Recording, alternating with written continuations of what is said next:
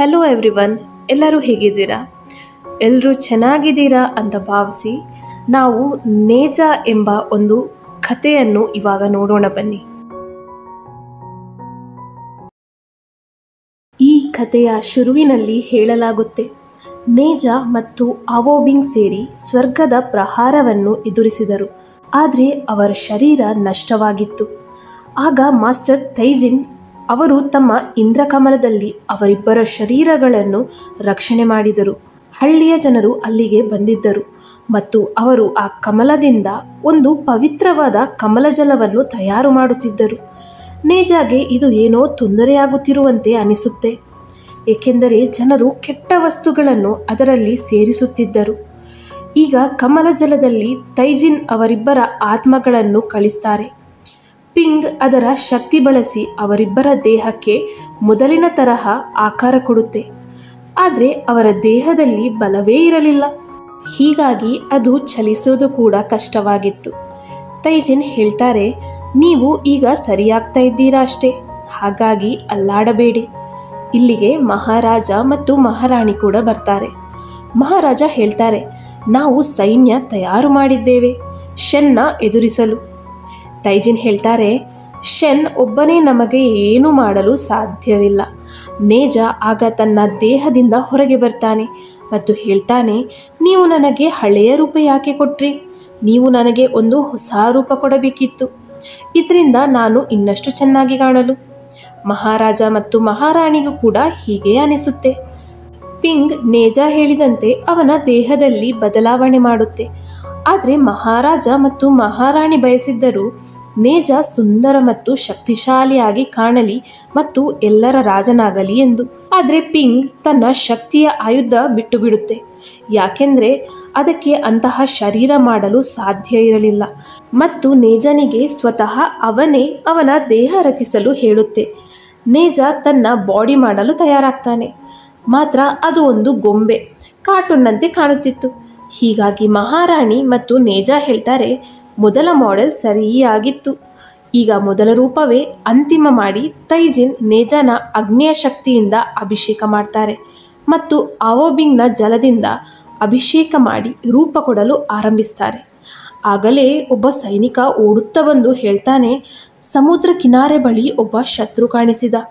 ಬಹುಶಃ ಅವನು ಶೆನ್ ಗೊಂಗ್ಬಾವ್ ಆಗಿರಬಹುದು ಮತ್ತು ಅವನು ಒಬ್ಬನೇ ಬಂದಿದ್ದಾನೆ. ಮಹಾರಾಜ ಮತ್ತು ಮಹಾರಾಣಿ ಅವನನ್ನು ತಡೆಯಲು ಹೋಗ್ತಾರೆ, ಏಕೆಂದರೆ ಶೆನ್ ಪೂರ್ತಿ ಹಳ್ಳಿಯನ್ನು ನಾಶ ಮಾಡಲು ಬಯಸಿದ್ದ. ಅವನ ಸತ್ಯ ಯಾರಿಗೂ ಗೊತ್ತಾಗಬಾರ್ದು ಅಂತ. ಅದು ಅವನು ಒಳ್ಳೆಯ ಮುತ್ತನ್ನು ಕದ್ದ ವಿಷಯ. ಅವೋಬಿಂಗ್ ಕೂಡ ಅವನನ್ನು ತಡೆಯಲು ಹೋಗ ಬಯಸಿದ್ದ. ಆದರೆ ತೈಜಿನ್ ಅವನನ್ನು ತಡೆಯುತ್ತಾರೆ ಮತ್ತು ಹೇಳ್ತಾರೆ, ನಿನ್ನ ಶರೀರ ಪೂರ್ತಿಯಾಗಿ ತಯಾರಾಗಿಲ್ಲ. ಮಹಾರಾಜನ ಸೈನ್ಯ ಸಮುದ್ರದ ತೀರದಲ್ಲಿ ಶೆನ್ ಗೊಂಗ್ಬಾವ್ನ ಎದುರಿಸಲು ತಯಾರಾಗುತ್ತೆ. ಮಹಾರಾಜ ಶೆನ್ ಬಳಿ ಕೇಳ್ತಾರೆ, ಹಾಗಾದರೆ ನೀನು ಇಲ್ಲಿಗೆ ಯಾಕೆ ಬಂದಿದ್ದಿ?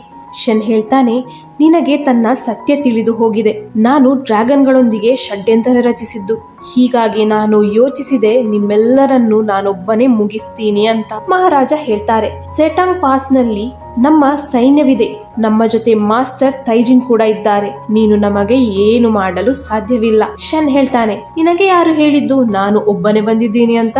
ನಂತರ ಅವನು ತನ್ನ ಹತ್ತಿರ ಇದ್ದ ಒಂದು ವೈಟ್ ಡ್ರ್ಯಾಗನ್ನ ಉಗುರು ಹೊರಗೆ ತೆಗಿತಾನೆ, ಏಕೆಂದ್ರೆ ಅವನು ಡ್ರ್ಯಾಗನ್ ಎಂಪರರ್ ಜೊತೆ ಸೇರಿ ಒಂದು ಪ್ಲಾನ್ ಮಾಡಿದ್ದ.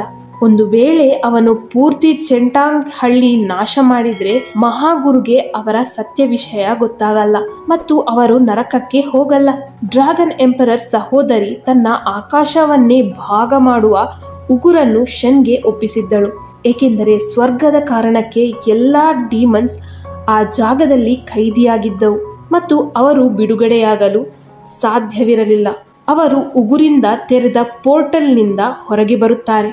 ಈಗ ಶೆನ್ ತನ್ನ ಸ್ವಾರ್ಡ್ನೊಂದಿಗೆ ಆ ಆಕಾಶವನ್ನೇ ಭಾಗ ಮಾಡುವ ಉಗುರನ್ನು ಸೇರಿಸ್ತಾನೆ ಮತ್ತು ಅಲ್ಲಿ ಪೋರ್ಟಲ್ಗಳನ್ನು ಓಪನ್ ಮಾಡ್ತಾನೆ. ಅದರಿಂದ ಸ್ವರ್ಗದ ಸಮಯದಲ್ಲಿ ಬಂದಿಯಾಗಿದ್ದ ದಾನವರು ಲಾವಾದೊಂದಿಗೆ ಹೊರಗೆ ಬರ್ತಾರೆ. ಎಲ್ಲಾ ಸೈನಿಕರು ದಂಗಾಗಿ ಬಿಡ್ತಾರೆ. ಹಾಗಾದ್ರೆ ಪಾತಾಳದ ದಾನವರು ಇಲ್ಲಿಗೆ ಹೇಗೆ ಬರಲು ಸಾಧ್ಯ? ಅವರು ಸಾವಿರಾರು ವರ್ಷಗಳಿಂದ ಪಾತಾಳದಲ್ಲಿ ಕೈದಿಯಾಗಿದ್ದರು. ಅತ್ತ ಆ ವಾಟರ್ ಡೀಮನ್ ತನ್ನ ಒಬ್ಬರು ಕಾವಲುಗಾರರೊಂದಿಗೆ ಹೊರಗೆ ಬಂದಿದ್ದ ಮತ್ತು ಅಲ್ಲಿಂದ ಓಡಿಬಿಡ್ತಾನೆ. ಇಬ್ಬರು ಕಾವಲುಗಾರರು ತಮ್ಮಲ್ಲೇ ಹೊಡೆದಾಡಿಕೊಳ್ಳಲು ಶುರು ಮಾಡ್ತಾರೆ. ಯಾಕೆಂದ್ರೆ ಅವರು ಸ್ವತಃ ತಮ್ಮನ್ನೇ ಗಾಯಗೊಳಿಸಲು ಬಯಸಿದ್ದರು. ಯಾಕಂದ್ರೆ ಮಹಾರಾಜ ಅಂದುಕೊಳ್ಳಲಿ ಆ ಡೀಮನ್ ಅವರಿಗೆ ಹಾಗೆ ಮಾಡಿದ್ದು ಅಂತ.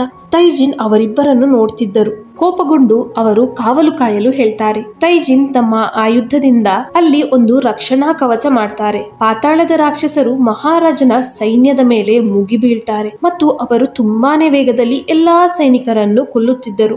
ಮಹಾರಾಜ ಮತ್ತು ಮಹಾರಾಣಿ ಆ ರಾಕ್ಷಸರೊಂದಿಗೆ ಫೈಟ್ ಮಾಡಲು ಆರಂಭಿಸ್ತಾರೆ. ಮಹಾರಾಣಿ ತನ್ನ ಸೈನಿಕರನ್ನು ಉಳಿಸುತ್ತಾ ಡೀಮನ್ಸ್ ಜೊತೆ ಹೋರಾಡುತ್ತಿದ್ದಳು. ಆಗ ಶೆನ್ನ ಗಮನ ಎನರ್ಜಿ ಶೀಲ್ಡ್ ಮೇಲೆ ಬೀಳುತ್ತೆ. ಹೀಗಾಗಿ ಶೆನ್ ಅತ್ತ ಕಡೆಯತ್ತ ಹೋಗತೊಡಗ್ತಾನೆ. ಮಹಾರಾಜ ಮತ್ತು ಮಹಾರಾಣಿ ಇದನ್ನು ನೋಡಿ ಅವನನ್ನು ತಡೆಯಲು ಹೋಗ್ತಾರೆ. ಶೆನ್ ಆವೋಬಿಂಗ್ ಜೀವಂತ ಇರುವುದು ನೋಡಿ ತುಂಬಾನೇ ಖುಷಿ ಪಡ್ತಾನೆ. ಆವೋಬಿಂಗ್ ಹೇಳ್ತಾನೆ, ತೈಜಿನ್ ನನಗೆ ಹೊಸ ಶರೀರ ಕೊಟ್ಟಿದ್ದಾರೆ, ಹೀಗಾಗಿ ನೀವು ಈ ಯುದ್ಧ ನಿಲ್ಲಿಸಿ. ಆದ್ರೆ ಶೆನ್ ನೇಜಾನ ಕೊಲ್ಲಲು ಬಯಸಿದ್ದ. ಕೂಡಲೇ ಅವನು ಅಲ್ಲಿಯ ರಕ್ಷಣಾ ಕವಚ ಮುರಿಯಲು ಆರಂಭಿಸ್ತಾನೆ. ಆದ್ರೆ ಅದನ್ನು ಮುರಿಯಲು ಅವನಿಗೆ ಸಾಧ್ಯವಾಗಲ್ಲ. ಹೀಗಾಗಿ ತೈಜಿನ್ ಅವನಿಗೆ ಛೇಡಿಸಲು ಶುರು ಮಾಡ್ತಾನೆ. ನೀನು ಇದನ್ನು ಮುರಿಯಲು ಸಾಧ್ಯವಿಲ್ಲ. ಶೆನ್ ಈಗ ತನ್ನ ಸ್ವಾರ್ಡ್ ಬಳಸಿ ಮತ್ತೊಂದು ಪೋರ್ಟಲ್ ಓಪನ್ ಮಾಡ್ತಾನೆ. ಅದರಿಂದ ಡ್ರ್ಯಾಗನ್ ಎಂಪರರ್ ನ 3 ಸಹೋದರರು ಆ ಪೋರ್ಟಲ್ ನಿಂದ ಬರ್ತಾರೆ. ಅದರಿಂದ ಡ್ರ್ಯಾಗನ್ ಎಂಪರರ್ ನ 3 ಸಹೋದರರು ಆ ಪೋರ್ಟಲ್ ನಿಂದ ಹೊರಗೆ ಬರ್ತಾರೆ. ಅವರು 3 ಒಟ್ಟಿಗೆ ಸೇರಿ ಆ ರಕ್ಷಣಾ ಗೋಡೆಯನ್ನು ಮುರಿತಾರೆ. ಅದರಿಂದ ದೊಡ್ಡ ಸ್ಫೋಟವಾಗಿ ಮಹಾರಾಜ ಮತ್ತು ಮಹಾರಾಣಿ ದೂರಕ್ಕೆ ಹೋಗಿ ಬೀಳ್ತಾರೆ. ಆದ್ರೆ ಆವೋಬಿಂಗ್ ನೇಜಾ ಮತ್ತು ತೈಜಿನ್ನ ಉಳಿಸಲು ಒಂದು ಪ್ರೊಟೆಕ್ಟಿವ್ ಶೀಲ್ಡ್ ತಯಾರು ಮಾಡಿದ್ದ. ಅದರಿಂದ ಅವರು ಉಳಿತಾರೆ. ಆದ್ರೆ ಇದರಿಂದ ಆವೋಬಿಂಗ್ ನ ಶರೀರ ದುರ್ಬಲವಾಗ್ತಿತ್ತು. ಹೀಗಾಗಿ ಅವನ ದೇಹದಲ್ಲಿ ಬಿರುಕು ಮೂಡತೊಡಗುತ್ತೆ. ಡ್ರ್ಯಾಗನ್ ಎಂಪರರ್ಗೂ ತನ್ನ ಮಗನ ಜೀವ ಅಪಾಯದಲ್ಲಿರುವುದು ಗೊತ್ತಾಗುತ್ತೆ. ಹೀಗಾಗಿ ಬೇಗನೆ ಅಲ್ಲಿಗೆ ಬಂದು ತನ್ನ ಮಗನನ್ನು ಉಳಿಸ್ತಾನೆ. ಆವೋಬಿಂಗ್ ಹೇಳ್ತಾನೆ, ನಾನು ನನ್ನ ಜನರನ್ನು ಉಳಿಸುವಲ್ಲಿ ಕೆಲಸಕ್ಕೆ ಬಾರದಂತೆ ಆದೆ. ಡ್ರ್ಯಾಗನ್ ಕಿಂಗ್ ಹೇಳ್ತಾರೆ, ನಾನು ಕೇವಲ ನೀನು ಸುರಕ್ಷಿತನಾಗಿರಲಿ ಅಂತ ಬಯಸ್ತೇನೆ, ನನಗೆ ಇಷ್ಟೇ ಸಾಕು. ಆವೋಬಿಂಗ್ ಅಳಲು ಶುರು ಮಾಡ್ತಾನೆ. ಆಗ ನೇಜಾ ಆ ಕಮಲದಿಂದ ಹೊರಗೆ ಬರ್ತಾನೆ. ಅವನಿಗೆ ಆಶ್ಚರ್ಯವಾಗುತ್ತೆ. ಹಾಗಾದ್ರೆ ಆವೋಬಿಂಗ್ ನ ಬಾಡಿ ಹೇಗೆ ಶಕ್ತಿ ಕಳೆದುಕೊಳ್ಳುತ್ತಿದೆ? ತೈಜಿನ್ ಹೇಳ್ತಾರೆ, ಆವೋಬಿಂಗ್ ತನ್ನ ದೇಹದ ಮೇಲೆ ಹೆಚ್ಚು ಶಕ್ತಿ ಹಾಕಿದ, ಹೀಗಾಗಿ ಅವನು ಈಗ ಶಕ್ತಿ ಕಳೆದುಕೊಳ್ಳುತ್ತಿದ್ದಾನೆ. ಶೆನ್ ಹೇಳ್ತಾನೆ ತೈಜಿನ್ಗೆ, ನೀನು ದಿವ್ಯ ಕಮಲದಿಂದ ಆವೋಬಿಂಗ್ ಆಗಿ ಮತ್ತೊಂದು ಬಾಡಿ ತಯಾರು ಮಾಡಬೇಕು. ಆದ್ರೆ ಆ ಕಮಲದ ಶಕ್ತಿ ಮುಗಿದಿತ್ತು. ನೇಜಾ ಹೇಳ್ತಾನೆ, ಕಮಲವಿರದೆ ಆವೋಬಿಂಗ್ ಶಕ್ತಿ ನಷ್ಟವಾಗುತ್ತೆ. ಗುರುಗಳೇ, ನೀವು ಏನಾದರೂ ಮಾಡಬೇಕು. ತೈಜಿನ್ ಹೇಳ್ತಾರೆ, ಇಂದ್ರ ಕಮಲವಿರದೆ ನಾನು ಆವೋಬಿಂಗ್ ನ ಉಳಿಸಲು ಸಾಧ್ಯವಿಲ್ಲ. ಆವೋಬಿಂಗ್ ನ ಬಾಡಿ ಕಲ್ಲಿಗೆ ಪರಿವರ್ತನೆ ಆಗುತ್ತಾ ನಷ್ಟವಾಗತೊಡಗುತ್ತಿದೆ. ಆಗ ಅವನು ತನ್ನ ತಂದೆಗೆ ಹೇಳ್ತಾನೆ, ಏನೆಲ್ಲ ಆಗಿದೆ ಅದರಲ್ಲಿ ಇವರದ್ದು ಯಾರದ್ದು ತಪ್ಪಿಲ್ಲ. ಹಾಗಾಗಿ ನೀವು ಇವರ ಮೇಲೆ ದಯೆ ತೋರಿಸಿ. ನಾವು ಇದೆಲ್ಲ ಬಂದ್ ಮಾಡಬೇಕು. ಇದೇ ನನ್ನ ಕೊನೆಯ ಇಚ್ಛೆ. ಈಗ ಅವನ ಸೋಲ್ ಹೊರಗೆ ಬರುತ್ತೆ. ನೇಜಾ ತನ್ನ ಒಬ್ಬ ಒಳ್ಳೆಯ ಫ್ರೆಂಡ್ ನ ಕಳೆದುಕೊಳ್ಳಲು ಬಯಸಲ್ಲ. ಹೀಗಾಗಿ ಕೂಡಲೇ ತೈಜಿನ್ ಹತ್ತಿರ ಕೇಳ್ತಾನೆ, ಏನಾದರೂ ದಾರಿ ಇರಲೇಬೇಕು, ಅದರಿಂದ ಆವೋಬಿಂಗ್ ನ ಉಳಿಸಬಹುದು. ಅವರು ಹೇಳ್ತಾರೆ, ಆವೋಬಿಂಗ್ ನಿನ್ನ ಬಾಡಿಯಲ್ಲಿ ಇರಬೇಕಾಗುತ್ತೆ. ಡ್ರ್ಯಾಗನ್ ಕಿಂಗ್ ಕೇಳ್ತಾರೆ, ಹಾಗಾದ್ರೆ 2 ಆತ್ಮಗಳು ಒಂದೇ ಬಾಡಿಯಲ್ಲಿ ಹೇಗೆ ಇರಲು ಸಾಧ್ಯ? ಅದರಿಂದ ಇಬ್ಬರ ಜೀವಕ್ಕೂ ಅಪಾಯ ಆಗಬಹುದು. ತೈಜಿನ್ ಹೇಳ್ತಾರೆ, ಒಳ್ಳೆಯ ಮುತ್ತು ಮತ್ತು ಕೆಟ್ಟ ಮುತ್ತು ಒಂದೇ ಶರೀರದಿಂದ ಹೊರಬಂದಿವೆ. ಇದರಿಂದ ಯಾವುದೇ ಸಮಸ್ಯೆ ಆಗಲ್ಲ. 7 ದಿನಗಳವರೆಗೆ ಮಾತ್ರ ಇರಬಹುದು. ನೇಜಾ ಬೇಗನೆ ಆವೋಬಿಂಗ್ ನ ತನ್ನ ದೇಹದೊಳಗೆ ಸೇರಿಸಿಕೊಳ್ತಾನೆ. ಅವನಿಗೆ ವಿಚಿತ್ರ ಫೀಲ್ ಆಗುತ್ತೆ ಮತ್ತು ಅವನಿಗೆ ತನ್ನ ದೇಹದೊಳಗಿಂದ ಆವೋಬಿಂಗ್ ನ ಕೂಗು ಕೇಳಿಸುತ್ತಿತ್ತು. ಅದರಿಂದ ಅವನು ಖುಷಿಯಾಗಿ ಹೇಳ್ತಾನೆ, ಇನ್ನು ಮುಂದೆ ತುಂಬಾನೇ ಮಜಾ ಬರುತ್ತೆ. ಡ್ರ್ಯಾಗನ್ ಕಿಂಗ್ ಹೇಳ್ತಾರೆ, ಇದರಿಂದ ಕೇವಲ ನಾವು 7 ದಿನ ಮಾತ್ರ ಆವೋಬಿಂಗ್ ನ ಉಳಿಸಬಹುದು. ಇದರ ನಂತರ ಏನಾಗುತ್ತೆ? ತೈಜಿನ್ ಹೇಳ್ತಾರೆ, ಯುಷ್ ಮಹಲಿನ ತಿಜೋರಿಯಲ್ಲಿ ಒಂದು ಪವಿತ್ರ ಜಲ ಹೆಸರಿನ ಔಷಧಿ ಇದೆ. ಅದು ಜಾದೂ ವಸ್ತುಗಳ ಶಕ್ತಿ ವಾಪಸ್ಸು ಸಿಗುವಂತೆ ಮಾಡುತ್ತೆ. ಅದನ್ನು ನಾವು ಪಡೆದುಕೊಂಡ್ರೆ ಪವಿತ್ರ ಕಮಲ ಮತ್ತೆ ಅರಳುತ್ತೆ. ಶೆನ್ ಹೇಳ್ತಾನೆ, ನನಗೆ ಅನಿಸಲ್ಲ ಮಹಾಗುರು ಡ್ರ್ಯಾಗನ್ ಕಿಂಗ್ ನ ಮಗನನ್ನು ಉಳಿಸಲು ಆ ಸಂಜೀವಿನಿ ಔಷಧ ಕೊಡ್ತಾರೆ ಅಂತ. ಡ್ರ್ಯಾಗನ್ ಕಿಂಗ್ ಕೋಪದಲ್ಲಿ ಹೇಳ್ತಾರೆ, ಅವರು ನನ್ನ ಮಗನನ್ನು ಉಳಿಸಲು ಸಹಾಯ ಮಾಡದಿದ್ರೆ ನಾನು ಸ್ವರ್ಗದ ಮೇಲೆ ದಾಳಿ ಮಾಡ್ತೇನೆ. ಶೆನ್ ಹೇಳ್ತಾನೆ, ನನ್ನ ಹತ್ತಿರ ಒಂದು ಉಪಾಯ ಇದೆ. ಯುಷ್ ಮಹಲ್ನಲ್ಲಿ ಶಾಂಗ್ ಪಂಥದ ಸಂಪ್ರದಾಯದಂತೆ ಚಾಂಗ್ನ ಶಿಷ್ಯರು ತುಂಬಾನೇ ಸಮರ್ಥರಾಗಿರ್ತಾರೆ. ಅವರು ಇನ್ನೂ ಸಮರ್ಥರಾಗಲು ಟ್ರಯಲ್ಗೆ ಅವಕಾಶ ಸಿಗುತ್ತೆ. ಯಾರು ಈ ಟ್ರಯಲ್ಗಳನ್ನು ಪಾಸ್ ಮಾಡ್ತಾರೆ ಅವರಿಗೆ ಕೇವಲ ಅಮರತ್ವ ಮಾತ್ರ ಅಲ್ಲ, ಬದಲಿಗೆ ಯುಷ್ ತಿಜೋರಿಯಿಂದ ಯಾವುದೇ ಜಾದೂ ವಸ್ತು ಪಡೆದುಕೊಳ್ಳುವ ಅಧಿಕಾರ ಸಿಗುತ್ತೆ. ಅಂದ್ರೆ ಅವನು ಬಯಸಿದ್ದ ನೇಜ ಅದರಲ್ಲಿ ಭಾಗವಹಿಸಿ ಆ ಜಾದೂ ವಸ್ತುಗಳನ್ನು ಪಡೆದುಕೊಳ್ಳಲಿ. ನೇಜ ಇದರಿಂದ ಖುಷಿಯಾಗ್ತಾನೆ, ಯಾಕೆಂದ್ರೆ ಇದರಿಂದ ಅವನು ಕೂಡ ಅಮರನಾಗಬಹುದಾಗಿತ್ತು. ನೇಜ ಮತ್ತು ಆವೋಬಿಂಗ್ ಇಬ್ಬರ ಜೀವ ಉಳಿಯುತ್ತಿತ್ತು. ಆದ್ರೆ ಮಹಾರಾಜನಿಗೆ ಇದು ಸರಿಯೆನಿಸಲ್ಲ. ಅವರು ಹೇಳ್ತಾರೆ, ನಾವು ಸತ್ಯದ ಒಳ್ಳೆ ದಾರಿಯಲ್ಲಿ ನಡೆದು ಮಹಾಗುರುವಿನ ಎದುರು ಪ್ರಾರ್ಥನೆ ಮಾಡಬೇಕು. ಇದರಿಂದ ಡ್ರ್ಯಾಗನ್ ಕಿಂಗ್ ಕೋಪಗೊಳ್ತಾರೆ ಮತ್ತು ತನ್ನ ಒಬ್ಬ ಸಹಚರನ ಮೂಲಕ ಮಹಾರಾಜನನ್ನು ಹಿಡಿತಾರೆ ಮತ್ತು ಹೇಳ್ತಾರೆ, ಒಂದು ವೇಳೆ ನನ್ನ ಮಗ ಸತ್ತರೆ ಅದರ ಜೊತೆ ನಿನ್ನ ಚಿಂಟಗಾಂವ್ ಪಾಸ್ ನಾಶವಾಗುತ್ತೆ. ಈಗಲೂ ಅವನ ರಾಕ್ಷಸರು ಹಳ್ಳಿಯವರನ್ನು ಕೊಲ್ಲುವುದರಲ್ಲಿ ಬಿದ್ದಿದ್ದರು. ನೇಜ ಕೋಪದಲ್ಲಿ ಡ್ರ್ಯಾಗನ್ ಕಿಂಗ್ನಿಗೆ ಹೇಳ್ತಾನೆ, ನನ್ನ ಫ್ರೆಂಡ್, ನಾನು ಅವನಿಗೆ ಏನು ಬೇಕಾದರೂ ಮಾಡ್ತೇನೆ, ಆದರೆ ನನ್ನ ಚೆಂಟಾಂಗ್ ಪಟ್ಟಣಕ್ಕೆ ಏನಾದರೂ ಆದ್ರೆ ನಿನ್ನ ಡ್ರ್ಯಾಗನ್ ಸೈನ್ಯದಲ್ಲಿ ಯಾರೊಬ್ಬರೂ ಜೀವಂತವಾಗಿರಲ್ಲ. ಡ್ರ್ಯಾಗನ್ ಕಿಂಗ್ ಮಹಾರಾಜನನ್ನು ಬಿಟ್ಟು ಹೇಳ್ತಾರೆ, ನೇಜ ಮತ್ತು ತೈಜಿನ್ನ ಬಿಟ್ಟು ಯಾರು ಈ ಚೆಂಟಾಂಗ್ ಹಳ್ಳಿಯಿಂದ ಹೊರಗೆ ಹೋಗಲು ಸಾಧ್ಯವಿಲ್ಲ. 7 ದಿನ ಒಳಗೆ ಆವೋಬಿಂಗ್ ಜೀವಂತವಾಗಿ ಬಾರದಿದ್ದರೆ ನನ್ನ ದಾಳಿಯ ವಿಷಯ ಹೊರಗೆ ಹೋದರೆ ಚೆಂಟಾಂಗ್ ಹಳ್ಳಿ ಶಾಶ್ವತವಾಗಿ ಸುಟ್ಟು ಬೂದಿಯಾಗುತ್ತದೆ. ಮತ್ತು ಅವನು ಶೆನ್ಗೆ ಹೇಳ್ತಾನೆ, ನನಗೆ ನನ್ನ ಈ ಡ್ರ್ಯಾಗನ್ ಸಹೋದರ ಮತ್ತು ಸಹೋದರಿಯರ ಮೇಲೆ ನಂಬಿಕೆ ಇಲ್ಲ ಮತ್ತು ನಾನು ನನ್ನ ಸೋಲ್ ಪವರ್ನಿಂದ ಈ ಜಾಗದಿಂದ ಹೊರಗೆ ಬರಲು ಆಗಲ್ಲ. ಹೀಗಾಗಿ ಶೆನ್, ನೀನು ಚೆಂಟಾಂಗ್ ಹಳ್ಳಿಯನ್ನು ನೋಡಿಕೊಳ್ಳಬೇಕು. ಶೆನ್ಗೆ ಅವರ ಮಾತು ಅರ್ಥವಾಗುತ್ತೆ. ಹಳ್ಳಿಯ ಎಲ್ಲರೂ ನೇಜನಿಗೆ ವಿದಾಯ ಹೇಳಲು ಬಂದಿರ್ತಾರೆ, ಏಕೆಂದರೆ ನೇಜ ಮಾಸ್ಟರ್ ಜೊತೆ ಯುಷ್ ಮಹಲ್ಗೆ ಹೋಗುವವನಿದ್ದ. ಈಗ ನೇಜನಿಂದ ಖುಷಿಯಾಗಿದ್ದರು, ಏಕೆಂದರೆ ಅವನಿಂದಾಗಿ ಚೆಂಟಾಂಗ್ ಪಟ್ಟಣ ಉಳಿಯುತ್ತಿತ್ತು. ಹಳ್ಳಿಯ ಮಕ್ಕಳು ನೇಜನಿಗೆ ಹೇಳ್ತಾರೆ, ಯುವರಾಜ, ಇವತ್ತಿನಿಂದ ನಮ್ಮ ದಾನವ ಭಕ್ಷಕ ಗುಂಪು ನೇಜ ಹೆಸರಿನ ಮೂಲಕ ಬದಲಾಗುತ್ತೆ.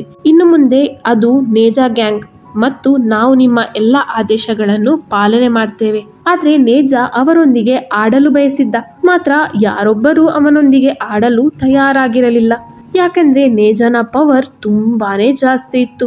ಮಹಾರಾಜ ಅವನೊಂದಿಗೆ ಆಡುತ್ತಿದ್ದರು, ಆದರೂ ಅವರಿಗೆ ಪೆಟ್ಟು ತಾಗುತ್ತಿತ್ತು. ಮಹಾರಾಣಿ ಕೂಡ ಆಡಲು ಹೋಗ್ತಾರೆ.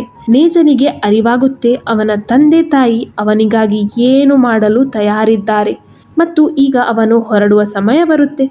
ಮಹಾರಾಣಿ ಅವನನ್ನು ಅಪ್ಪಿಕೊಳ್ತಾರೆ. ಎಲ್ಲ ಹಳ್ಳಿಗರು ಅವರನ್ನು ನೋಡುತ್ತಿದ್ದರು, ಹಾಗಾಗಿ ಅವನು ಅವರನ್ನು ಅಪ್ಪಿಕೊಳ್ಳುವುದಿಲ್ಲ. ಕೂಡಲೇ ತನ್ನ ವಸ್ತುಗಳನ್ನು ತಕ್ಕೊಂಡು ತೈಜಿನ್ ಜೊತೆ ಹೊರಟು ಬಿಡ್ತಾನೆ. ದಾರಿಯಲ್ಲಿ ತೈಜಿನ್ ನೇಜ ತಾಯಿ ಕೊಟ್ಟಿದ್ದ ತಿಂಡಿ ತುಂಬಾನೇ ಖುಷಿಯಲ್ಲಿ ತಿನ್ನುತ್ತಿರುವಾಗ ನೇಜನಿಗೆ ಕೇಳ್ತಾರೆ, ಏನು ನೀನು ಟ್ರಯಲ್ ಬಗ್ಗೆ ಏನಾದರೂ ಯೋಚನೆ ಮಾಡಿದ್ದೀಯಾ? ನೀನು ಅದನ್ನು ಹೇಗೆ ಪಾಸ್ ಆಗ್ತಿ? ನೇಜ ಕೇಳ್ತಾನೆ, ಹಾಗಾದರೆ ನಾನು ಈ 3 ಟ್ರಯಲ್ಗಳಲ್ಲಿ ಏನು ಮಾಡಬೇಕು? ತೈಜಿನ್ ಹೇಳ್ತಾರೆ, ನಿನ್ನ ಸಾಮರ್ಥ್ಯವನ್ನು ಪರೀಕ್ಷೆ ಮಾಡಲಾಗುತ್ತೆ ಮತ್ತು ನೀನು ಭೂಮಿಯ ಭಯಾನಕ ರಾಕ್ಷಸರಂತೆ 3 ದೈತ್ಯ ರಾಜರುಗಳನ್ನು ಸೋಲಿಸಬೇಕು. ನೇಜ ಹೇಳ್ತಾನೆ, ಹೊಡೆದಾಟವಷ್ಟೇ, ಇದರಲ್ಲಿ ನಾನು ತುಂಬಾ ಸಾಮರ್ಥ್ಯ ಹೊಂದಿದ್ದೇನೆ. ತೈಜಿನ್ ಹೇಳ್ತಾರೆ, ಆದರೆ ನೀನು ಟ್ರಯಲ್ ಸಮಯದಲ್ಲಿ ನಿನ್ನ ಡೀಮನ್ ಪವರ್ ಬಳಸಿದ್ರೆ ನಿನ್ನ ಸತ್ಯ ವಿಷಯ ಹೊರಗಡೆ ಬರುತ್ತೆ. ಯಾಕಂದರೆ ಯುಷ್ ಮಹಲ್ನಲ್ಲಿ ದಾನವರು ಹೋಗಲು ಅವಕಾಶವಿಲ್ಲ. ಈಗ ನೇಜ ಡಿಸೈಡ್ ಮಾಡ್ತಾನೆ, ಅವನು ತನ್ನ ಬಾಡಿಯನ್ನು ಆವೋಬಿಂಗ್ಗೆ ಕಂಟ್ರೋಲ್ ಮಾಡಲು ಕೊಡ್ತಾನೆ, ಏಕೆಂದರೆ ಅವನ ಅಸುರ ಶಕ್ತಿಗಳ ಬಗ್ಗೆ ಯಾರಿಗೂ ಗೊತ್ತಾಗದಂತೆ ಇರಲು. ನಂತರ ಅವರು ಒಂದು ಪರ್ವತದ ಮೇಲೆ ಬಂದಿದ್ದರು. ಅಲ್ಲಿ ನೇಜನ ಬಾಡಿಯಲ್ಲಿರುವ ಆವೋಬಿಂಗ್ ಪ್ರಾಕ್ಟೀಸ್ ಮಾಡಲು. ಆದರೆ 2 ಆತ್ಮಗಳು ಒಂದೇ ಬಾಡಿಯಲ್ಲಿರುವ ಕಾರಣ ಆವೋಬಿಂಗ್ ನೇಜ ಬಾಡಿಯನ್ನು ಕಂಟ್ರೋಲ್ ಮಾಡಲು ಆಗುವುದಿಲ್ಲ. ತೈಜಿನ್ ಅವರಿಗೆ ಒಂದು ಐಡಿಯಾ ಹೊಳೆಯುತ್ತೆ. ಅವರು ತಮ್ಮ ಹತ್ತಿರ ಇರುವ ನಿದ್ದೆ ಮಾತ್ರೆ ತೆಗೆಯುತ್ತಾರೆ. ಆ ಮಾತ್ರೆ ತೆಗೆದುಕೊಂಡಾಗ ನೇಜ ನಿದ್ರೆಗೆ ಜಾರುತ್ತಿದ್ದ ಮತ್ತು ಆವೋಬಿಂಗ್ ನೇಜ ಬಾಡಿಯನ್ನು ಕಂಟ್ರೋಲ್ ಮಾಡಬಹುದಾಗಿತ್ತು. ನೇಜನಿಗೆ ಈ ಐಡಿಯಾ ಇಷ್ಟವಾಗುತ್ತೆ. ಆದ್ರೆ ಆತ ಒಂದೇ ಬಾರಿಗೆ ಎಲ್ಲಾ ಮಾತ್ರೆಗಳನ್ನು ತೆಗೆದುಕೊಂಡು ಪ್ರಜ್ಞೆ ಕಳೆದುಕೊಳ್ತಾನೆ. ಈಗ ಆವೋಬಿಂಗ್ ನೇಜ ಬಾಡಿಯನ್ನು ಕಂಟ್ರೋಲ್ಗೆ ತಗೊಳ್ತಾನೆ. ಅದರಿಂದ ನೇಜನ ಮುಖ ಕೂಡ ಬದಲಾಗುತ್ತೆ. ಇದರಿಂದ ತೈಜಿನ್ ಖುಷಿಯಾಗ್ತಾರೆ ಮತ್ತು ಈಗ ಆವೋಬಿಂಗ್ ತನ್ನ ದಿವ್ಯ ಶಕ್ತಿ ಬಳಸಿ ತೈಜಿನ್ ಜೊತೆ ಫೈಟ್ ಮಾಡಲು ಪ್ರಾರಂಭಿಸ್ತಾನೆ. ಆದ್ರೆ ಆವೋಬಿಂಗ್ ತುಂಬಾನೇ ಪವರ್ಫುಲ್ ಆಗಿದ್ದರಿಂದ ಅವರನ್ನು ಚೆನ್ನಾಗಿ ಹೊಡೆಯುತ್ತಾನೆ. ಅವರು ಈಗ ಕುನ್ಲುನ್ ಪರ್ವತಗಳ ದಾರಿಯಿಂದ ಸಾಗುತ್ತಾ ಮುಂದೆ ಹೋಗ್ತಾರೆ. ಅಲ್ಲಿ ತುಂಬಾನೇ ಜನರು ಆ ಪರ್ವತದತ್ತ ಸಾಗುತ್ತಿದ್ದರು. ತೈಜಿನ್ ಹೇಳ್ತಾರೆ, ಇದು ಸ್ವರ್ಗದ ದಾರಿಯಲ್ಲ. ಇಲ್ಲಿರುವ ಜನರು ಅಮರರಾಗಲು ಚಾಂಗ್ ಸಂಪ್ರದಾಯದ ಟ್ರಯಲ್ ನಲ್ಲಿ ಶಾಮೀಲಾಗಲು ಬಯಸ್ತಾರೆ. ಮತ್ತು ಆವೋಬಿಂಗ್ಗೆ ಚಾಂಗ್ ಜೇಡ್ ಪ್ಲೇಟ್ ತೋರಿಸ್ತಾರೆ. ಅದರಲ್ಲಿ ಚಾಂಗ್ ಟ್ರಯಲ್ ನ ಅಮರ ಆತ್ಮದ ಗುರುತು ಇತ್ತು. ಅಸಲಿಗೆ ನೇಜನಿಗೆ ಇಬ್ಬರು ಸಹೋದರರು ಇದ್ದರು. ಅವರು ಮೊದಲೇ ಟ್ರಯಲ್ ನಲ್ಲಿ ಸಫಲರಾಗಿದ್ದರು. ಈಗ ಅವರು ಸ್ವಲ್ಪ ಹೊತ್ತಿನಲ್ಲಿ ಯುಷ್ ಮಹಲ್ ಅನ್ನು ತಲುಪುತ್ತಾರೆ. ಅದು ತುಂಬಾನೇ ಸುಂದರವಾಗಿತ್ತು. ಅಲ್ಲಿ ಎಲ್ಲಾ ಹಕ್ಕಿಗಳು ಸೇರಿ ಒಂದು ದಾರಿ ಮಾಡಲು ಆರಂಭಿಸುತ್ತವೆ. ಯಾಕೆಂದರೆ ದಾನವರನ್ನು ಕೊಲ್ಲುವ ಯೋಧರು ಬರುತ್ತಿದ್ದರು. ಅವರು ಭೂಮಿಯಲ್ಲಿ ಮನುಷ್ಯರಿಗೆ ದುಃಖ ಕೊಡುವ ದಾನವರನ್ನ ಬಂಧಿಸುತ್ತಿದ್ದರು ಮತ್ತು ಶಾಂತಿಯನ್ನು ಸ್ಥಾಪಿಸುತ್ತಿದ್ದರು. ಎಲ್ಲಾ ಡೀಮನ್ ಹಂಟರ್ಸ್ ನವರ ಲೀಡರ್ ಅಮರ ಯೂಲಿಯಾಂಗ್ ನ ಶಿಷ್ಯ ಆಗಿದ್ದ. ಈಗ ಇಬ್ಬರು ಒಳಗೆ ಹೋಗ್ತಾರೆ. ಅಲ್ಲಿ ಯೂಲಿಯಾಂಗ್ ಮಾಸ್ಟರ್ ತೈಜಿನ್ ನ ನೋಡಿ ಖುಷಿ ಆಗ್ತಾರೆ ಮತ್ತು ಅವರನ್ನು ಸ್ವಾಗತ ಮಾಡ್ತಾರೆ. ಈಗ ಯೂಲಿಯಾಂಗ್ ಅವರೇ ಅಲ್ಲಿಯ ಎಲ್ಲಾ ಜಾಗಗಳನ್ನು ನೋಡಿಕೊಳ್ಳುತ್ತಿದ್ದರು, ಏಕೆಂದರೆ ಮಹಾಗುರು ಏಕಾಂತಕ್ಕೆ ಹೊರಟು ಹೋಗಿದ್ದರು. ತೈಜಿನ್ ಅವರಿಗೆ ಹೇಳ್ತಾರೆ, ನಾನು ಅಮರತ್ವದ ಪರೀಕ್ಷೆಗಾಗಿ ನನ್ನ ಶಿಷ್ಯನನ್ನು ಕರ್ಕೊಂಡು ಬಂದಿದ್ದೇನೆ. ಯೂಲಿಯಾಂಗ್ ಅವರಿಗೂ ಗೊತ್ತಿರಲಿಲ್ಲ ನೇಜ ಒಳ್ಳೆಯ ಮುತ್ತಿನಿಂದ ಜನಿಸದೆ ಕೆಟ್ಟ ಮುತ್ತಿನಿಂದ ಹುಟ್ಟಿದ್ದಾನೆ ಎನ್ನುವುದು. ಯಾಕಂದ್ರೆ ಆವೋಬಿಂಗ್ ಈಗ ನೇಜನ ಬಾಡಿಯನ್ನು ಕಂಟ್ರೋಲ್ ಮಾಡುತ್ತಿದ್ದ. ಆದ್ರೆ ವಾಪಸ್ಸು ನೇಜನಿಗೆ ಎಚ್ಚರವಾಗುತ್ತೆ ಮತ್ತು ಅವನು ನೇರವಾಗಿ ಹೋಗಿ ಹತ್ತಿರದ ಕೊಳದಲ್ಲಿ ಮೂತ್ರ ಮಾಡ್ತಾನೆ. ಆದ್ರೆ ತೈಜಿನ್ ಅವನನ್ನು ತಡೆಯುತ್ತಾರೆ. ಯೂಲಿಯಾಂಗ್ ನ ಅನುಯಾಯಿ ಗ್ರಾನ ನೇಜನ ನಿದ್ರೆ ಮಾಡುವ ಜಾಗಕ್ಕೆ ಕರೆದುಕೊಂಡು ಹೋಗತೊಡಗ್ತಾಳೆ. ನೇಜ ಅವಳಿಗೆ ನೀನು ಯಾರು ಅನ್ನುತ್ತಾ ಪ್ರಶ್ನೆಗಳನ್ನು ಕೇಳಲು ಶುರು ಮಾಡ್ತಾನೆ. ಅವನಿಗೆ ಜೋರಾಗಿ ಶುರುವಾಗುತ್ತಿತ್ತು. ಅದರಿಂದ ಅವನು ಬೇಗನೆ ಮುಂದೆ ಓಡಲು ಇದರಿಂದ ಅವನ ಕಾಲು ಅವಳ ಬಟ್ಟೆಗೆ ಸಿಕ್ಕಿಬಿದ್ದು ಅವಳ ಬಟ್ಟೆ ಹರಿಯುತ್ತೆ. ಗ್ರಾನ ಡ್ರೆಸ್ ಚೇಂಜ್ ಮಾಡಲು ಹೋಗ್ತಾಳೆ. ನೇಜಾಗೆ ವಾಶ್ರೂಮ್ ದಾರಿ ಗೊತ್ತಿರಲಿಲ್ಲ. ಹೀಗಾಗಿ ಅವನು ಪವಿತ್ರ ಜಲದ ರೂಮ್ಗೆ ಬಂದು ಅಲ್ಲೇ ಮತ್ತೆ ಮೂತ್ರ ಮಾಡ್ತಾನೆ. ಅದೇ ಜಲವನ್ನು ಯೂಲಿಯಾಂಗ್ ದೊಡ್ಡ ಲೋಟದಲ್ಲಿ ಕುಡಿಯುತ್ತಿದ್ದರು. ತೈಜಿನ್ ಕೂಡ ಅದೇ ಜಲವನ್ನು ಕುಡಿಯುವಾಗ ನೇಜ ಅವರ ಹತ್ತಿರ ಹೋಗಿ ನಿಜ ವಿಷಯ ಹೇಳ್ತಾನೆ. ಹೀಗಾಗಿ ಅವರು ಅದನ್ನು ಕುಡಿಯಲ್ಲ. ಯೂಲಿಯಾಂಗ್ಗೆ ಹೇಳ್ತಾರೆ, ನಾವು ತಡ ಮಾಡಬಾರದು, ಬೇಗನೆ ನೇಜನ ಟ್ರಯಲ್ ಶುರು ಮಾಡಬೇಕು, ಸಮಯ ತುಂಬಾನೇ ಅತ್ಯಮೂಲ್ಯ. ಕೂಡಲೇ ಯೂಲಿಯಾಂಗ್ ತಮ್ಮ ಶಿಷ್ಯನೊಬ್ಬನಿಗೆ ನೇಜನ ಟ್ರಯಲ್ ಮಾಡಲು ಹೇಳ್ತಾರೆ. ನಂತರ ಅವರು ಮೂವರು ಅಲ್ಲಿಂದ ಹೊರಡ್ತಾರೆ. ಮತ್ತೊಂದು ಕಡೆ ಚೆಂಟಾಂಗ್ ಹಳ್ಳಿಯನ್ನ ತೋರಿಸಲಾಗುತ್ತೆ. ಅಲ್ಲಿ ಈಗ ಯುದ್ಧ ಮುಗಿದಿತ್ತು. ಎಲ್ಲಾ ಡೀಮನ್ಸ್ ಶಾಂತರಾಗಿದ್ದರು. ಷನ್ ಡೀಮನ್ಸ್ ಒಟ್ಟಿಗೆ ಯುದ್ಧ ಪ್ರಾಕ್ಟೀಸ್ ಮಾಡುತ್ತಿದ್ದ. ಆಗ ಅಲ್ಲಿಗೆ ಮಹಾರಾಜ ಮತ್ತು ಮಹಾರಾಣಿ ಬರ್ತಾರೆ. ಷನ್ಗೆ ಹೇಳ್ತಾರೆ, ಯುದ್ಧದ ಕಾರಣದಿಂದ ನಮ್ಮ ಹಲವಾರು ಜನರು ಗಾಯಗೊಂಡರು. ಅವರ ಚಿಕಿತ್ಸೆಗಾಗಿ ಔಷಧಿ ಕಮ್ಮಿ ಆಗ್ತಿದೆ. ಹೀಗಾಗಿ ನೀವು ವೈದ್ಯರು ಹೊರಗೆ ಹೋಗಲು ದ್ವಾರ ತೆರೆಯಿರಿ. ಷನ್ ನಿರಾಕರಿಸುತ್ತಾ ಹೇಳ್ತಾನೆ, ಯಾರಿಗೆ ಒಳ್ಳೆಯ ಮುತ್ತಿನ ಸತ್ಯ ವಿಷಯ ಗೊತ್ತಿದೆಯೋ ಅವರು ಈ ಜಾಗದಿಂದ ಹೊರಗೆ ಹೋಗಲು ಸಾಧ್ಯವಿಲ್ಲ. ಆದ್ರೆ ಮಹಾರಾಜ ಷನ್ ಹತ್ತಿರ ಕೈ ಜೋಡಿಸಿ ವಿನಂತಿ ಮಾಡ್ತಾರೆ. ಯಾಕಂದ್ರೆ ಅವರು ಅವರ ಜನರನ್ನು ಸಾಯೋದು ನೋಡಲು ಬಯಸಲ್ಲ. ಆದರೂ ಷನ್ ಹೃದಯ ಕರಗುವುದಿಲ್ಲ. ಆಗಲೇ ಒಬ್ಬ ದಾನವ ಬಂದು ಹೇಳ್ತಾನೆ, ನಾವು ಒಬ್ಬ ಗೂಢಾಚಾರನನ್ನು ಹಿಡಿದಿದ್ದೇವೆ. ಅವನು ಹಳ್ಳಿಯ ಹೊರಗಡೆಯಿಂದ ಬಂದಿದ್ದಾನೆ. ಆ ಹುಡುಗ ಷನ್ನ ಸಹೋದರನಾಗಿದ್ದ. ಆತ ವೇಷ ಬದಲಿಸಿದ್ದ. ಷನ್ ಅವನ ಗುರುತು ಹಿಡಿತಾನೆ. ಅವನ ಹೆಸರು ಜಿಯೋಬಾವ್ ಆಗಿತ್ತು. ಜಿಯೋಬಾವ್ ಅವನನ್ನು ಅಪ್ಪಿಕೊಂಡು ಹೇಳ್ತಾನೆ, ನೀವು ತುಂಬಾನೇ ಸಮಯದಿಂದ ಮನೆಗೆ ಬರಲೇ ಇಲ್ಲ. ಹೀಗಾಗಿ ನಂಗೆ ನಿಮ್ಮ ನೆನಪು ಬರುತ್ತಿತ್ತು. ಹಾಗೆ ತಂದೆ ನಿಮ್ಮನ್ನು ಹುಡುಕಲು ಕಳಿಸಿದ್ರು. ನಿಮ್ಮ ಈ ಕಂಪಸ್ ನಿಂದ ನಾನು ಇಲ್ಲಿಗೆ ತಲುಪಿದೆ. ಷನ್ ಅವನಿಗೆ ತನ್ನ ತಂದೆ ಬಗ್ಗೆ ಕೇಳ್ತಾನೆ. ಅವರು ಹೇಗಿದ್ದಾರೆ? ಜಿಯೋಬಾವ್ ಅವನಿಗೆ ಹೇಳ್ತಾನೆ, ಯಾವಾಗದಿಂದ ನೀವು ಯುಷ್ ಮಹಲ್ಗೆ ಹೋದ್ರೋ ತಂದೆಯ ಭರವಸೆ ತುಂಬಾನೇ ಜಾಸ್ತಿ ಆಯ್ತು. ಯಾಕಂದ್ರೆ ನಮ್ಮ ಹಳ್ಳಿಯಲ್ಲಿ ಕೇವಲ ನೀವು ಮಾತ್ರ ಅಮರರಾಗಿದ್ದೀರಿ. ಈಗ ದೂರ ದೂರದಿಂದ ದಾನವರು ತಂದೆ ಹತ್ತಿರ ಟ್ರೈನಿಂಗ್ ತಗೊಳ್ಳಲು ಬರ್ತಾರೆ. ಷನ್ ಅವನ ಹತ್ತಿರ ಅವನು ಬರಲು ಇರುವ ಕಾರಣ ಹೇಳ್ತಾನೆ. ಅವನು ಹೇಳ್ತಾನೆ, ನೀವು ನನಗೆ ಮಾತು ಕೊಟ್ಟಿದ್ರಿ, ನಾನು ಮನುಷ್ಯ ರೂಪ ಬದಲಿಸುವುದು ಕಲಿತುಕೊಂಡಾಗ ನೀವು ನನ್ನ ಯುಷ್ ಮಹಲ್ಗೆ ಕರ್ಕೊಂಡು ಹೋಗ್ತೀರಿ. ಆದ್ರೆ ಈಗಲೂ ಅವನು ಸರಿಯಾಗಿ ರೂಪ ಬದಲಿಸುವುದು ಕಲಿತುಕೊಂಡಿರಲಿಲ್ಲ. ಜಿಯೋಬಾವ್ನಿಗೆ ಅನಿಸುತ್ತಿತ್ತು, ಅವನ ಅಣ್ಣ ಶೆನ್ ನ್ಯಾಯ ಪ್ರೇಮಿ. ಆತ ಯಾರಿಗೂ ಮೋಸ ಮಾಡಲ್ಲ, ಕೆಟ್ಟದಕ್ಕೆ ಸಾಥು ಕೊಡಲ್ಲ. ಅವನಿಗೆ ಅಲ್ಲಿರುವ ಡೀಮನ್ಸ್ ನ ನೋಡಿ ಆಶ್ಚರ್ಯಗೊಂಡು ಕೇಳ್ತಾನೆ, ಯಾಕೆ ನೀವು ಇಷ್ಟೊಂದು ಜನ ಚೆಂಟಾಂಗ್ ಹಳ್ಳಿಯನ್ನು ಸುತ್ತುವರಿದಿದ್ದೀರಿ? ಶೆನ್ ಹತ್ತಿರ ಯಾವುದೇ ಉತ್ತರವಿರಲ್ಲ.